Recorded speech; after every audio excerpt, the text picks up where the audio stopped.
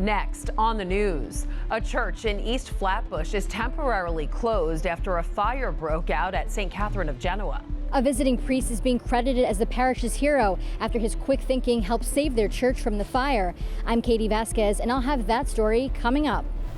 One of the men accused of breaking into Rick Pitino's office at St. John's University has been caught. Police are still looking for his partner in crime. It's National Dog Day. In honor of man's best friend, we take a walk with some priests and their pups. This is Thomas. And this is Harry. And they're just two canine companions priests use in their ministry in the Diocese of Brooklyn. I'm Jessica Easthope, and these pups are coming up. I'm Christine Persichetti. Currents News starts right now.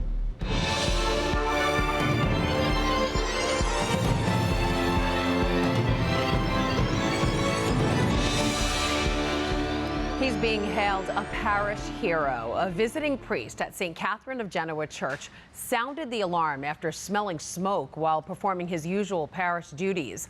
Now everyone, from the people in the pews to Brooklyn Bishop Robert Brennan, are thanking him for saving the East Flatbush Church. Currents News' Katie Vasquez has this story. As smoke and flames went through St. Catherine of Genoa Church, firefighters were on scene within minutes. As you can see, the black color there on top, that is where the fire started. But they were only able to do their job because visiting South African priest Father Adrian Untua was doing his. I came in the church to change the linen, but while I was inside the church, then I started smelling the smoke inside the sacristy like something was burning. He was alone in the rectory Friday night as workers were trying to repair a sagging roof in the parish garage. That is where they pointed on the top of the roof of the church that, Father, the smoke is coming from the church. Father Adrian called 911 immediately and left the building, making sure to grab the essentials on his way out. The first place was, in my mind, the Blessed Sacrament. No one was injured and the damage was minor. The official cause of the fire is still being investigated.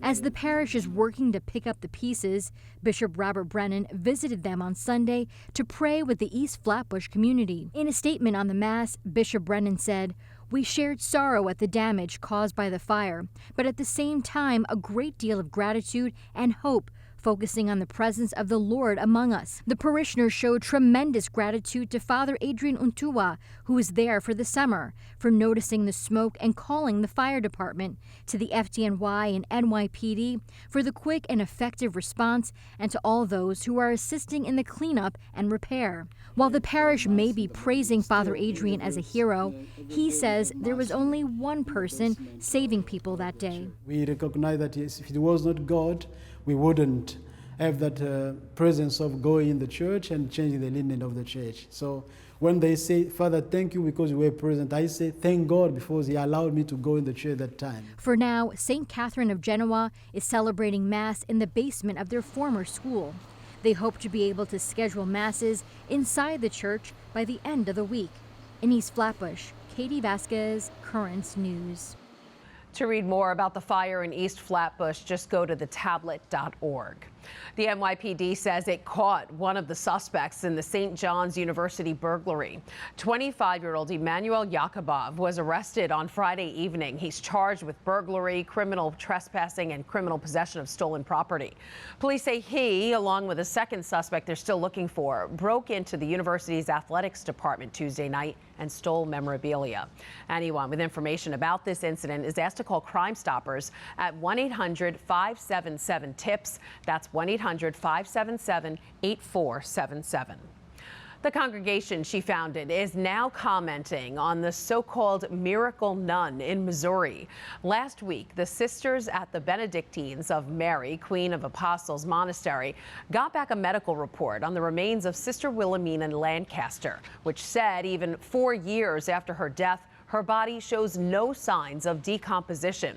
The nuns first made the discovery last year when they exhumed Sister Wilhelmina so they could move her body inside the Abbey Church and found her seemingly well preserved. Despite the new report, the Diocese of Kansas City St. Joseph has no plans to initiate a cause for sainthood, but the nuns say they are not closing the door on Sister Wilhelmina possibly becoming a saint.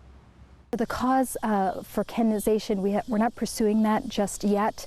We're going to wait, but that doesn't mean that we're not collecting testimonies and growing some files of people who are reporting different graces and healings that they have received.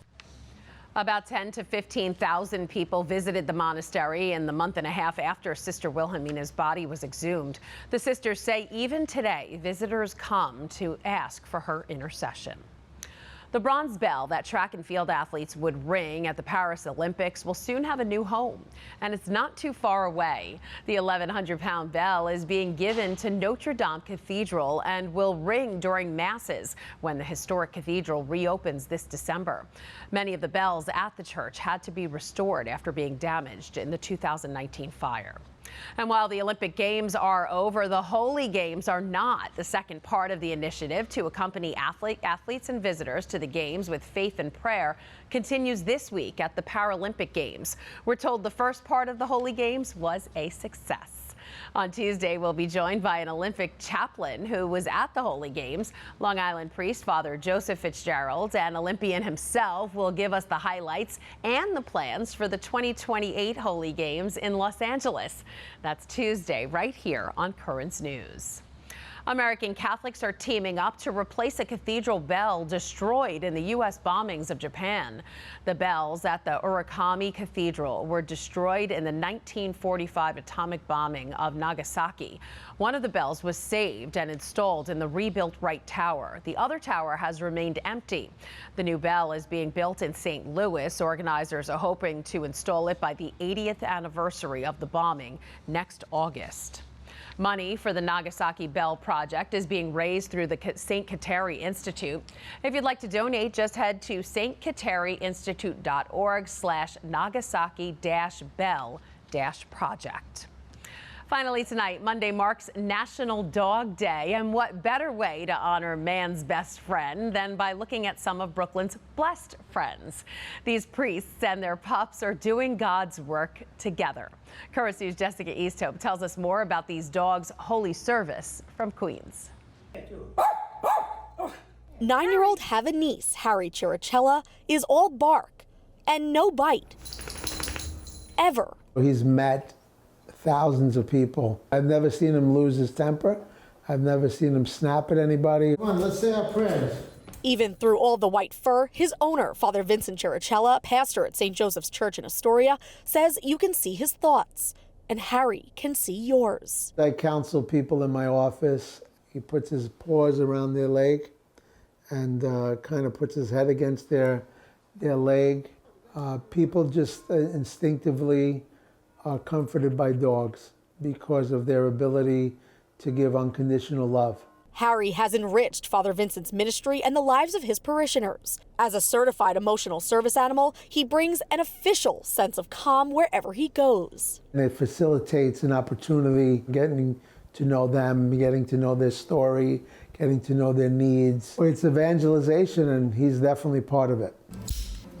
Over in Jackson Heights, Father Rick Pitino, pastor of Blessed Sacrament Church, has an evangelization tool of his own, an 8-year-old lab named Thomas. Parishioners really love Thomas. Always there, he brings the temperature down for people. Father Rick and Thomas routinely make visits to parishioners and take walks through the neighborhood. Visiting the sick, those who are alone, I always give them a call and say, hey, could I bring a friend? For Father Rick, there are moments he'll never forget when Thomas showed his heart. Just last week, I had a woman coming in talking to me about the death of her mom, and all of a sudden he got up and laid at her feet. I said, he's feeling your pain. When it comes to these two canine companions, their loyalty is limitless. St. Bernard of Clairvaux, he says in one of his sermons, love me, love my dog. And they really make a priest more human, because sometimes people forget that we are human. Sometimes it takes the love of a dog to be a reminder that priests are people too. Jessica Easthope, Currents News.